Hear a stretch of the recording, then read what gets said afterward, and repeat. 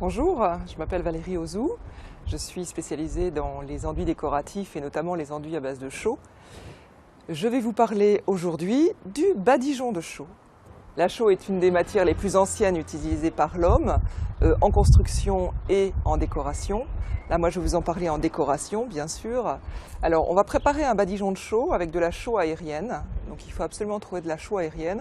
On trouve de la chaux en poudre ou de la chaux en pâte. Moi, je vais utiliser de la chaux en pâte, mais vous pouvez très bien faire la même chose avec de la chaux en poudre. Mais par contre, il faut toujours qu'elle soit aérienne. Ça, c'est la première chose. On va utiliser de la chaux, on va utiliser des pigments et de l'eau. Et c'est tout. On va faire ce badigeon sur une planche de bois, sachant qu'effectivement vous pouvez le faire sur tous les murs chez vous. Il y a quand même quelque chose à savoir, c'est que la chaux ne va pas adhérer s'il y a de la peinture par exemple. Donc il va falloir lui mettre un support, un apprêt, pour pouvoir faire une accroche à cette chaux. Vous pouvez soit mettre une peinture d'apprêt qui est compatible avec la chaux, et qui va permettre ensuite à la chaux d'adhérer, ou alors faire un mélange avec de l'eau et du latex en proportion moitié-moitié que vous mettez sur votre mur. Donc moi j'utilise, comme je le disais, de la chaux en pâte. Je vais en prélever un petit peu, j'en ai pas besoin de beaucoup pour faire ça. Donc je prélève cette chaux en pâte à laquelle je vais additionner des pigments. Là j'ai pris de l'oxyde bleu que j'avais préalablement mélangé avec de l'eau, de manière à ce qu'il soit, liquide et qu'il se mélange bien dans ma chaux. Si jamais je le mets directement, je peux, mais j'ai un risque, si je le malaxe mal, qu'il y ait ensuite ce qu'on appelle les fusées. Les fusées, c'est lorsque j'ai des morceaux de pigments qui ne sont pas bien mélangés, et lorsque je vais le mettre sur mon mur, ça va faire des traînées de pigments directement. Et c'est pas très beau sur un mur. Je vais additionner mon pigment. Alors la chaux est quelque chose de très blanc, puisque c'est de la craie, et elle va perdre en séchant à peu près 50% de sa valeur, c'est-à-dire de la couleur.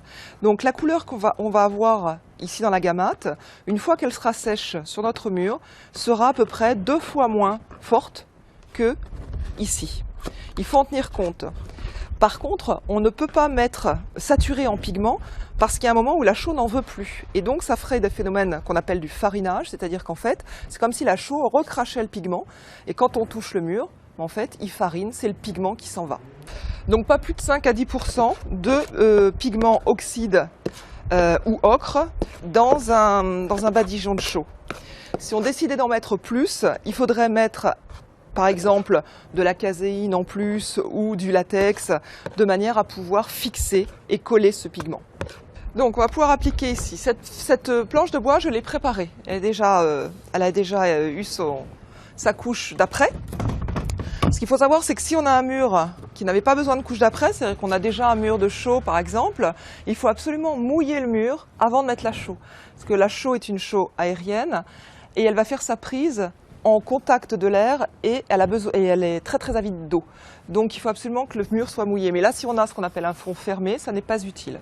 Donc je vais attaquer directement. Le mouvement pour mettre un badigeon de chaux, c'est dans tous les sens. Alors on peut dire qu'on va faire un 8, une croix.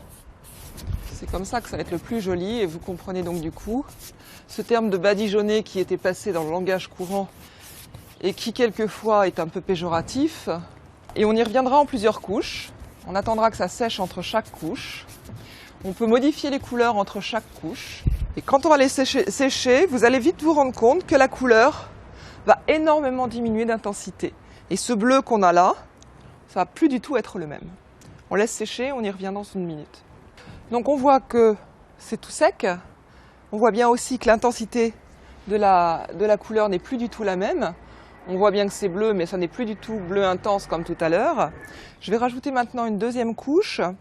Dans cette deuxième couche, j'ai pris la même chose, sauf que j'ai rajouté un autre pigment pour pouvoir faire des nuances sur cette composition. Et je fais exactement pareil. Alors, si on se rendait compte que le badigeon sèche trop vite, on peut le remouiller un petit peu.